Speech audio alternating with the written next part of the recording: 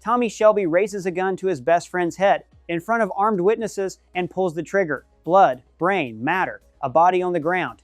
It's one of the coldest, most calculated moves in Peaky Blinders history, and almost none of it is what it looks like.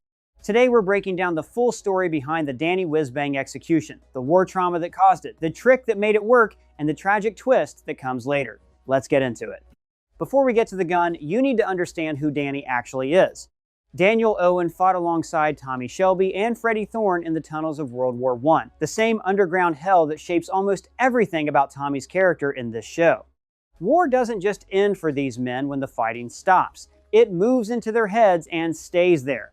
Danny comes home from France, a different person, plagued by what people at the time called shell shock, what we now recognize as severe PTSD.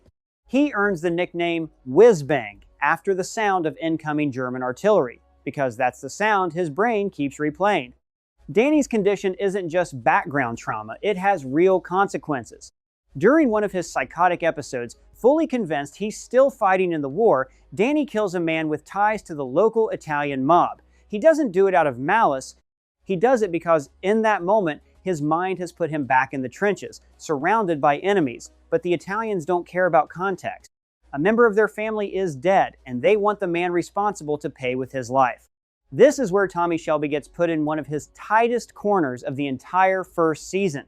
On one hand, he's got a mob family demanding blood, and if he doesn't deliver, it could mean open war between the Peaky Blinders and the Italians, a war his crew isn't equipped to fight yet. On the other hand, Danny isn't just some soldier, he's a war brother, someone Tommy served with, survived with, came home broken alongside. Handing him over for a real execution isn't something Tommy's willing to do, but refusing outright isn't an option either. This is peak Tommy, the moment where everyone around him assumes there's no way out, and he's already 3 moves ahead of them. So Tommy comes up with a plan that's equal parts brutal and brilliant. In front of the Italian witnesses, he raises his gun to Danny's head and fires. What follows looks completely, unmistakably real blood, visible trauma, Danny collapsing lifeless in front of everyone. It's staged with enough precision and gruesome detail that armed men standing just feet away are completely convinced they're watching an execution.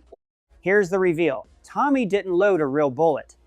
He packed the shell with sheep's brains instead, enough to create a realistic blood and brain splatter on impact, while leaving Danny essentially unharmed.